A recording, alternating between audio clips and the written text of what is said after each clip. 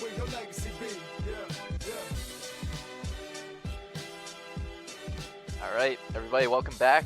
We are week 4 of the Massachusetts Legacy Leagues. Took a couple weeks off for the holidays, but we are back and we are ready to go. We got a bunch of fun games this week, a lot of fun games next week, and we're going to talk about all of them today here on the podcast.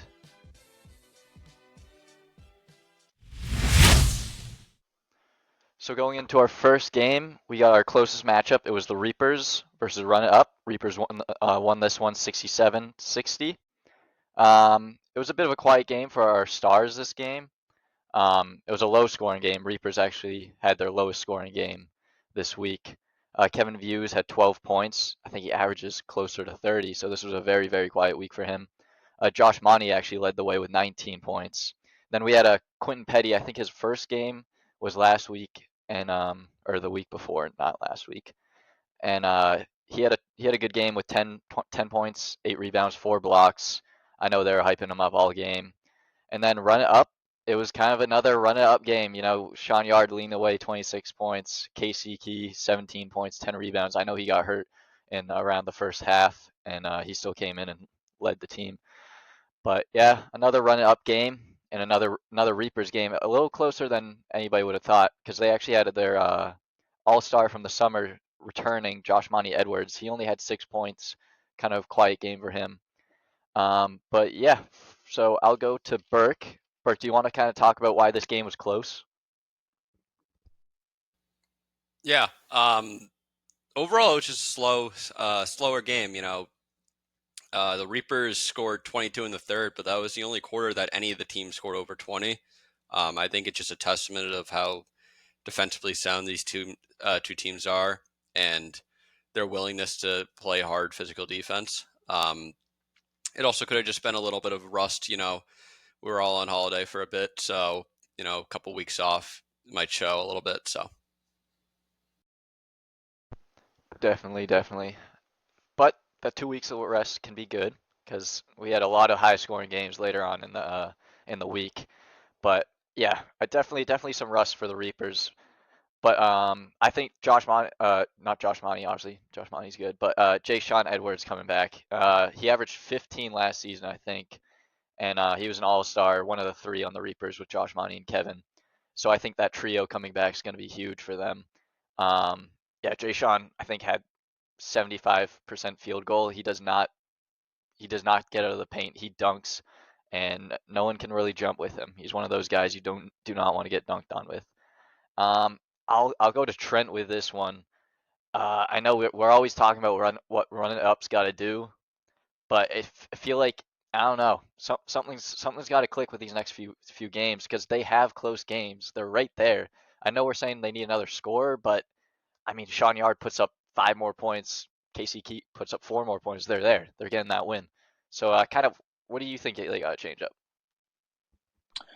When it comes up to Run It Up, this whole game was back and forth. What I will say, they had this game in the bag. They got gassed out in that fourth quarter. That fourth quarter, Reapers showed why they're one of the best teams in the league. Obviously, they're 3-1, and it definitely,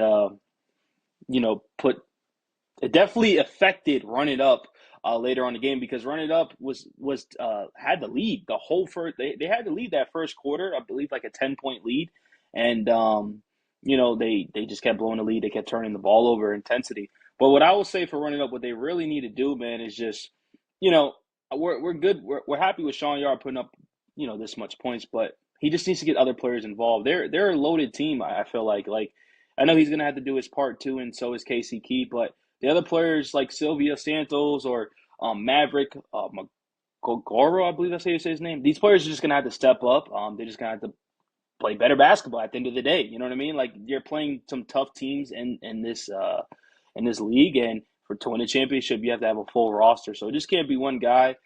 Obviously, they can't do nothing at this point. They're 2-2. And other players on their roster just going to have to step up. They got to close games better, and they got to play, team defense because, like I said, they were in it the whole game into that fourth quarter, and the Reapers took over. And you brought it up earlier. Kevin Views, their best player, struggled. They held him. to only 36% from the field. But the reason why the Reapers won is because they had other players stepping up in crucial moments. It's not always about having the most points, but making big buckets, forcing big turnovers in that fourth quarter. And that's why the Reapers are a complete team, in my opinion. So just having other guys step up. Definitely. Even like a 3-pointer here and there from one of the quieter guys, like that's gonna change this game. This is a 7-point game. A 3-pointer makes it a 4-point game. Like any player can step up at any time and make a difference for a run up. So yeah, we're definitely intrigued to see what they got for next week. But we'll move into game two. We'll talk about B2A versus RI Wave. So this was a bit of a blowout. It was a 26-point win for B2A. Unexpected. It was an upset for sure. B2A took it 97-71. And just everything worked for B2A. There was not a single player that was not on their A game. I think there was, let's see, I think 4 players over 18 points. Um, everything was clicking for them. And RI Wave just, I mean, I think we had 4 players over 14 points for RI Wave, but it just wasn't enough for B2A. Um, yeah, so I'll go back to Burke with this one. I know RI Wave was missing a lot of their guys. They think without 4 of their biggest guys, but they still have the most experience. I don't think they should be losing this game. Um, yeah, what kind of happened with RI Wave for this one? Um, I think RA Wave came to play, but I think you're underestimating B2A a little bit, Cade. Um, they were talking to me before the game, and they're like, "We heard the chatter on the podcast," and they said before they're like, "You're going to be talking about us different on this podcast," and I'm going to talk about them a little bit. This team is less than 10 points away from being an undefeated team. They lost by 5 in week 1. They lost by 2 in week 2. They had 3 guys with 20 plus, Anthony Cabrera with 18. They play their style of basketball. They talk, they get into your head, they play physical.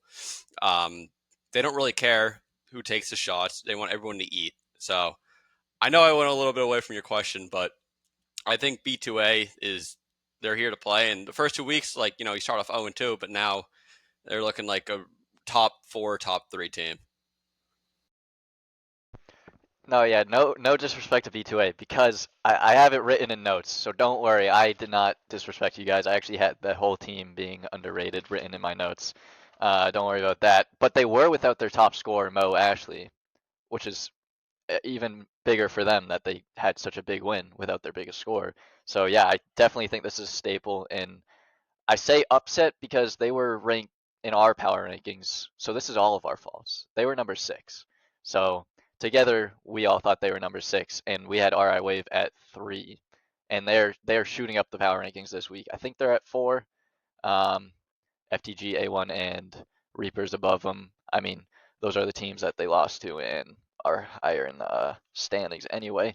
But that being said, I don't think they're very far from being in that top 3. I think they can take out one of these big teams. They obviously have all these scorers.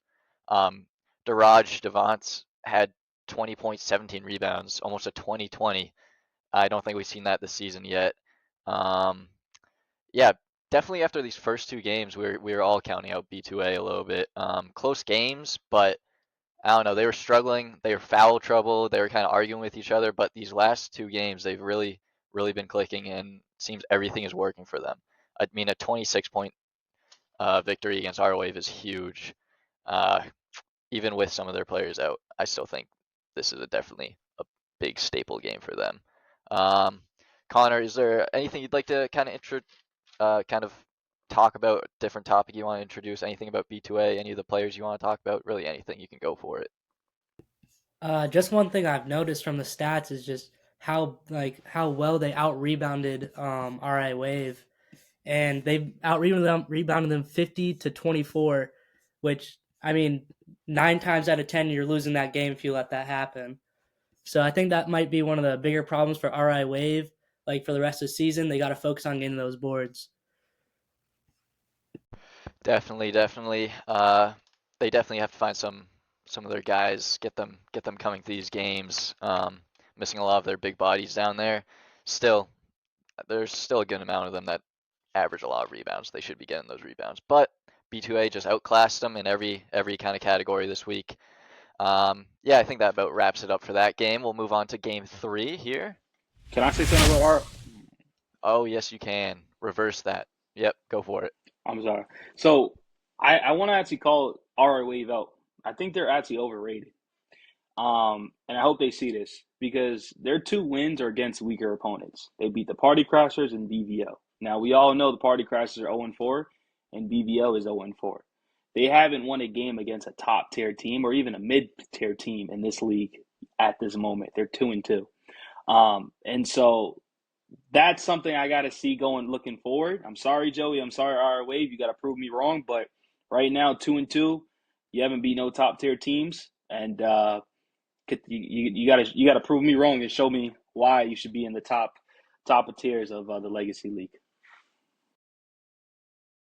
Okay, Trent, adding a little spice to the week. I like that. I like that. I definitely wasn't going to call him out, so I'm glad you did. I think that adds a lot of talk to the league. I hope they do see that, and definitely got to mentally prepare themselves for this next week. I think they have a pretty good game, a pretty good matchup next week. We'll talk about that later, but yeah, we'll move on to game 3 now. Thank you for that, Trent. That was very good. We got Party Crashers versus FTG. It was a blowout. It was a blowout. I will say it looked like the Harlem Globetrotters out there messing with a kindergarten team. Not gonna lie, it was bad. It was bad. Yeah, Ethan Austin, 31 points, 12 assists, doing everything. T Gallo, 20 points, 13 rebounds. Sebastian Delone, 15. I actually called out Sebastian Delone last week, said he had to do better, and he kicked our butts this week. Yeah. I'll go to you, Connor, since you were over. Oh wait, no, Trent, you were over there a little bit, so I'll go to you. FTG coming off their first loss, so kind of a bounce back game. What do you guys say about them? What do you see from those players?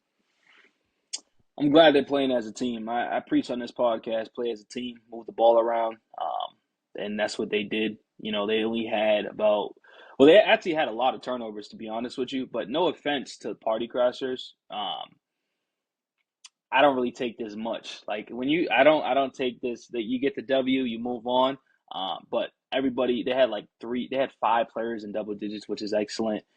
18 offensive rebounds, which is second chance points, which is always going to get the job done. When you get those, those many opportunities. So congratulations on the victory. You'll never discredit a W, but what I will say is these are those type of games where it's a little bye. I'm sorry, Cade. That's a little bye week against these other teams because the Party Crashers, they're just not one of one of those good teams in the league, and that's fine. So yeah, Definitely, we are here to have fun, and we are having fun in those games. Even those blowout games, even the A1 one, there's like crazy dunks happening, and I mean, you see Ethan Austin bouncing it up to T Gallo. I think those are fun games to watch, especially on an 8.5 foot hoop. You can just have random dunks. I even threw down a dunk. I don't know if y'all saw my flex. That was fun. I like that. Uh, I will I will take a W over myself dunking though. So I'm not saying I had a great time anyway. But yeah, not too much to be said. Connor, Burke, feel free to add. We can move on if you don't want to add anything though. I know it was kind of a blowout game. Not too much to talk about. I've just been thinking about Party Crashers, and no offense, I feel like there's just like a lot of discombobulation, I would say, like when it comes to knowing the role. Like I feel like there's not a guy on the team who really wants to take all the shots. And that's normally a good thing, but I feel like what Party Crasher needs right now is that guy who's willing to take like 30 shots a game. Yeah, we had that last year. I keep bringing him up, my boy Kevin Flynn. We had that last year. He averaged 30 for us. He took 30 shots a game, and we kind of took a huge hit without him. Him and Ethan Austin were like dropping 30 bombs against each other last season. We actually each time we played Ethan Austin's team, it was single digits, so it was much closer games. But yeah, that's definitely took a hit on us. Yeah, I mean, a lot of my guys played in high school, CYO, even in college a little bit. But like we've never really been the main scorers on our team, so someone's got to do something. my boy Boak likes to shoot threes, so he's just got to hit a few more threes, and maybe these games come a little closer, and we get into a rhythm here and there. But I think that's enough said on my end here, and we'll move on to Game 4, even bigger of a blowout, A1 versus BVO. A1 took this one 99 to 53. A1 remains undefeated, remains top team in the league. They're the guys to beat right now, and it doesn't look like anybody is coming close to beating them so far. So yeah, Manny Sanchez actually led the way this week with 29 points. We're used to seeing Dante Rivera up there. He only had 16 this week. Very quiet game from him. Doesn't matter. They won by 40, 45, 46 points. So yeah, Darwin Perea had 26 points. We know he's able to stay up there with Dante Rivera when it comes to scoring, but he kind of helped push that team with 26 this week. And then Angel Serrero, sorry if I'm saying your name wrong, 18 points. He missed one shot, and he didn't miss a single shot last week. So for his first 2 games, he has only missed one shot, and I think he's averaging 18. But yeah, that's very good for uh, only missing one shot. Yeah, it was kind of just a team victory here. No one on BVO really stood up this week. Dante Weeks had, I think, 19.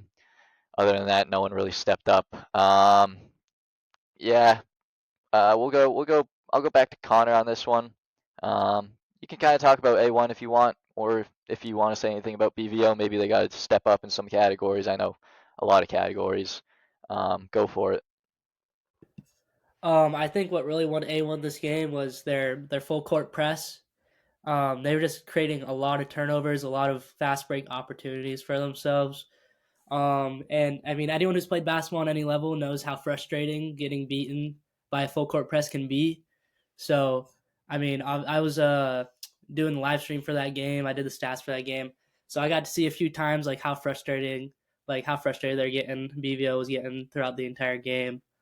But I think they just got to work on ball security.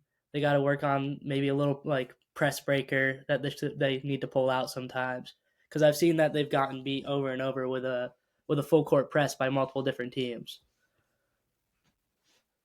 No, yeah, that A1 full court press is lethal. I'm not looking forward to playing them. Let that be known. We don't have many ball handlers, so it will be tough for us, but we'll be chucking it down the court, I guess. Yeah, so with BVO, they obviously, I think, are leading the league in turnovers, and then I think next is my team. Both own 4 teams. So yeah, ball security wins you games. And we both are not winning games because we don't have ball security. Uh, Trent, Burke, anything you guys want to mention? Anything about A1? Kind of maybe mention Dante Rivera kind of taking a step back here and them still blowing them out. Go for it. Yeah, I mean, I think A1, I'm calling it now, 4 weeks in the championship. I think A1 has the best roster in the league, and I think they're going to win it all. They play as a brotherhood. They remind me of like the Oklahoma City Thunder. Every interview that they're in, you could tell that they're very close with each other and have a good connection. And it shows how well this team is constructed when, one of their best players can go 57% from the field, and Dante Rivera put up 16 points, but also he had 8 assists. He almost had a double double, and other players can step up and play some still good basketball. So shout out to A1. They have a matchup against BTA coming up, so I'm looking forward to that. But yeah, I think A1's gonna win it all, and to very well rounded team. Definitely, definitely. I do think FTG kind of toe to toe with their rosters is up there with them. I think if you compare player to player, there might be a bit of a difference there. Um, but yeah, definitely the 2 top rosters in the league, I think. Yeah, before we move on, before we move on to next week's matchups, which I think all the games are great games. I think we've gone through our early MVP votes. We've gone, I think, early championship. So I think this week we'll be doing early kind of 5th man vote, since we play 4-on-4 this week or in this league. So we have a 5th man instead of a 6th man as they do in the NBA. So yeah, I think we'll take this time to kind of talk about any players that don't get enough love, like the Dante Riveras or the Kevin Views. We'll kind of take a step away from them. They've had their moments. I think we'll talk about some players that need more attention. If anybody has a player they want to go for right now, go for it. I can start us off. Burke, you go for it first. Yeah. I talked about B2A earlier. They got a bunch of guys, but I think they're like true fifth men. I think Anthony Corbera, he's a spark plug off the bench. He's a pest on defense. He gets in your head. He's leading the league in total steals, second in steals per game. He's exactly what you think of like with a fifth man. Just come off the bench and provide the energy, provide some scoring, um, get some rebounds. He does a little bit of everything and sets the tone for them. Definitely. I actually have here, I just circled it so you'll see it, all of B2A. So I think all their guys are great, and I think they all need some more credit here on the podcast. But it's hard when you guys all drop 20 points. We don't know who to like call out, you know? We don't know who the all-star is yet. Um, Maurice, he told me to call him Mo. Ashley is leading that team though in 22 points, but he wasn't here this week. They still killed it. So I think he's definitely a potential all-star to kind of keep an eye out for later in the season. Yeah, definitely a few other players we can talk about. Connor, do you got anybody you want to talk about? I agree with the B2A take, especially for number 2 Anthony uh, Cabrera. I'm not sure if I'm pronouncing that right, but I just remember watching one of his games like a little bit before the break where he had like 9 steals. Man, it was so crazy. He's one of the best defenders in the league, in my opinion. So I think he could have a good chance of getting that fifth man. No, yeah, definitely. I think it was week 1 or 2. He was very frustrated at one of the end of the games, but obviously they've won 2 in a row, and fifth man needs heart. You're not one of the starters, and they don't kind of take that as a offense or disrespect. They come out there and play their hearts out, and he definitely does, and he wants to win, and he shows it on the court. And we'll go to Trent real quick before we go to me. Yeah, on the Reapers, I believe his name is Josh Monty Castro.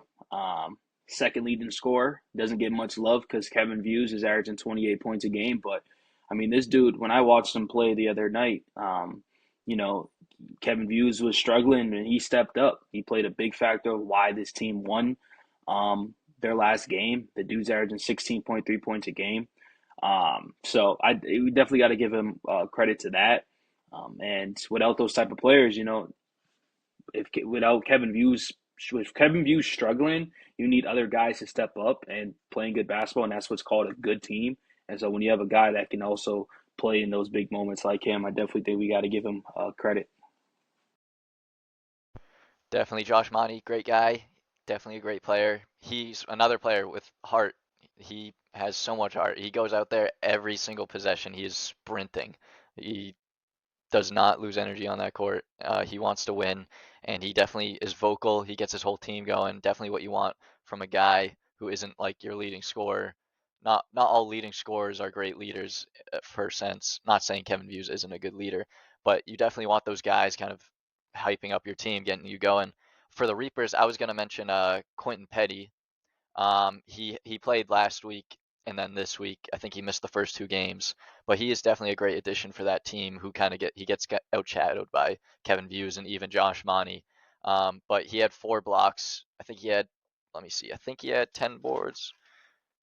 Yeah, he had 8 boards this week, 10 points, 4 blocks. I mean, for that game, it was a close game. We were saying there's single plays that kind of determine the outcomes of those games. I think those blocks and him on the defensive end, he had a lot of putbacks. Yeah, I think they even had a nickname for him. I'm not sure the exact nickname, something about a putback. But yeah, they definitely are enjoying his presence the last 2 weeks, and I think he is definitely a player to look out for that fifth man position. And even RI Wave, sorry, Trent or somebody want to go? Burke, you go. Sorry, I didn't know if you were finished or not. Another guy I'm just gonna mention is Terrence Gallo. I feel like he's like the true definition of what you think. I know he's started some few games, but when you think of like spark plug, you think of the shorter guy off the bench, right? Who just goes out there and gets buckets and provides energy. He's dunking on everyone. Like I don't think anyone wants to contest him at the rim. So he's definitely like I'm thinking fifth man for him. I mean, when it comes to FTG, they got so many good players that whoever's not starting is obviously a top contender for that fifth man position. Same with Cole Sullivan. I think he dropped 12 this week. I think he came off the bench and dropped a half quarter on my team. I mean, I'm not going to tell my guys to go out there and guard him at half court. So that is definitely a spark, kind of igniting kind of player. Get your team going when you're hitting half court shots. So Cole Sullivan, T Gallo, both great mentions. I think Devin Pina, he didn't really. I think he got hurt last season for the summer for RI Wave, but I think 2, 3 years ago he was in the MVP contention in Rhode Island. So I think he definitely needs to show up and kind of turn. I think he might be the guy to turn around RI Wave, prove Trent wrong. He's definitely a big body who can get those boards that they weren't getting this week. And if he's not starting for them, he's great pick for fifth man. Yeah, I think we'll move on to next week's games and then we'll wrap it up. I think every single matchup next week is great. Uh, First matchup we got is FTG versus Reapers. I think that is a great matchup. Two top contending teams, both in the top 3 for the power rankings. Obviously, you got Kevin Views and Ethan Austin, both I think top 5 in scoring. That would be a shootout. And both Reapers and FTG got their kind of background guys that got to step up. And whoever I think Kevin Views and even though he had a quiet week, I think Kevin Views, Ethan Austin are going to do their thing, and it's whoever kind of steps up for the rest of the team is going to determine the outcome of that game. Uh, Burke, do you want to talk about that game before we move on to another one?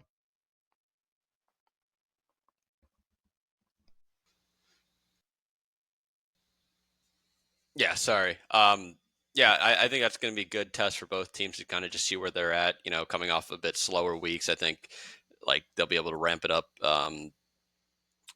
and get back to the pace that they were playing at earlier in the season.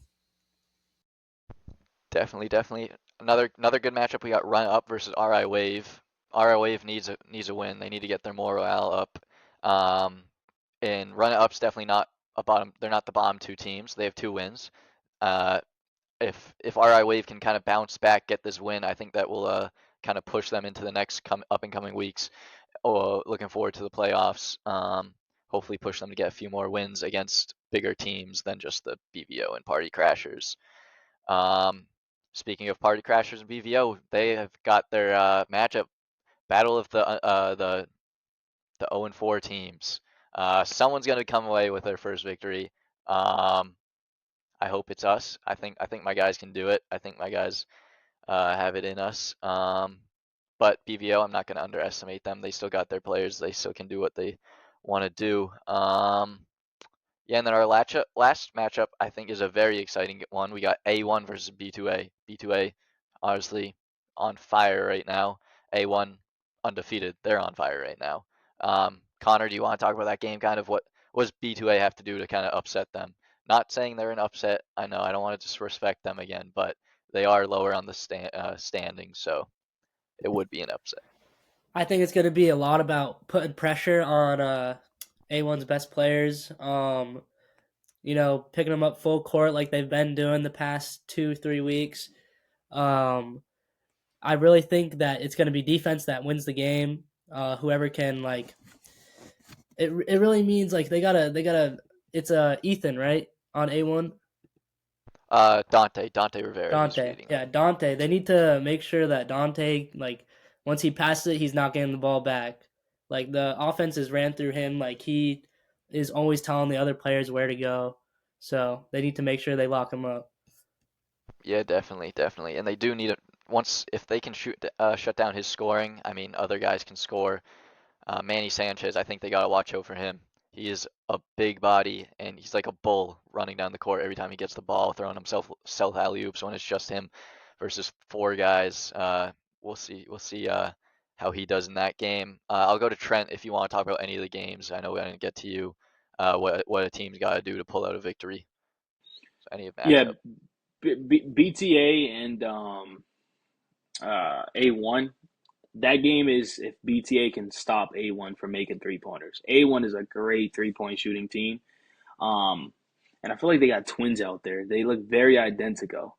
But the BTA, I think it's gonna be a tough, gritty game because every time I watch BTA, they're always getting into it with some players, and I think A1 got the same thing. So it's definitely gonna be a crazy matchup. I do think A1 does edge them out. I think they're a better roster than BTA, but I definitely think for the first 3 quarters, it's going to be very, very close. And for Run It Up, they're playing RA Wave, right? Yeah. So Run It Up. If RA Wave has their players, I think it's actually going to be a very, very close game. And maybe they can shut me up and get a win off a very, mid-pack team that's 2-2. They're both 2-2. They're both coming off losses. So it's going to be a one game that it's going to be another exciting game. And Joey needs to start hitting shots because if they're going to run out there with 5 players and Joey's the fifth guy, it can't be four players. Sorry, they can't be 3-on-4 sometimes because Joey's missing a bunch of shots. I seen him airball a couple of shots the other night. So yeah, they got to just get their guys there prepared and get ready for Sean Yard and Casey Key, I believe. And I think those are going to be exciting matchups. 2-2, and then BTA is on a 2-game win streak versus A1. So looking forward to it. Yes, that's our guy right there, our Kamish, our multiple 3-point time champion. He can step it up. Maybe he'll be a fifth man player vote contention for that. But yeah, so many games next week. I don't even know which one to call game of the week. Won't even bother. I'm very excited for all the matchups we got going on next week.